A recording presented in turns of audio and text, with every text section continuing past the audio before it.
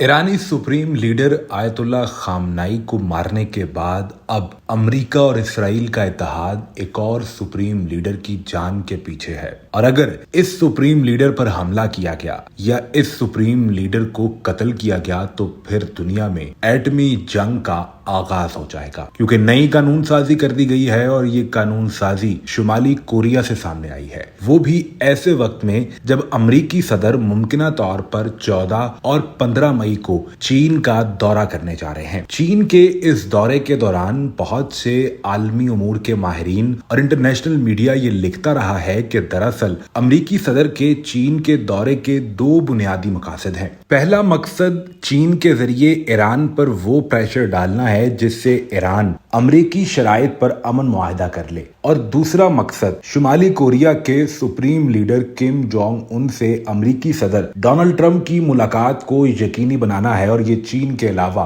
कोई नहीं कर सकता। लेकिन जहां अमेरिकी सदर किम जोंग उन को मिलना चाहते हैं, वहां कौन ऐसा शख्स है या फिर ऐसी ताकत है जो किम जोंग उन को मारना चाहती है? ये इंतहाई अहम सवाल उस वक्त पैदा हुआ जब शुमाली कोरिया से एक नई कानून साजी सामने आई। इस नई कानून साजी में यह वाजे किया गया कि अगर शुमाली कोरिया की टॉप लीडरशिप को अटैक किया जाता है, और खास तौर पर अगर सुप्रीम लीडर को अटैक किया जाता है और उसके बाद क़यादत का एक खला पैदा हो जाता है, ऐसा खला पैदा हो जाता है जिसमें फौरी तौर पर फैसला ना किया जा सके, तो इस क़यादत के खला और फैसला ना करने की कुव्वत से बचने के लिए पहले ही कानून बना दिया गया है। इस कानून के मुताबिक अगर सुप्रीम लीडर का कत्ल किया जाता है और वो जंगी हालात में किया जाए तो जवाब के तौर पर जौहरी हथियार का इस्तेमाल लाजमी होगा। यानी आसान और आम अल्फाज में समझिए कि अगर किसी जंग की सूरत में अमेरिका और शुमाली कोरिया आमने सामने आते हैं, अमेरिकी अटैक के नतीजे में शुमाली कोरिया के किम जोंग उन को मार दिया जाता है, तो इसके जवाब में फिर जौहरी हथियार का इस्तेमाल ही किया जाएगा, यानी न्यूक्लियर वॉर का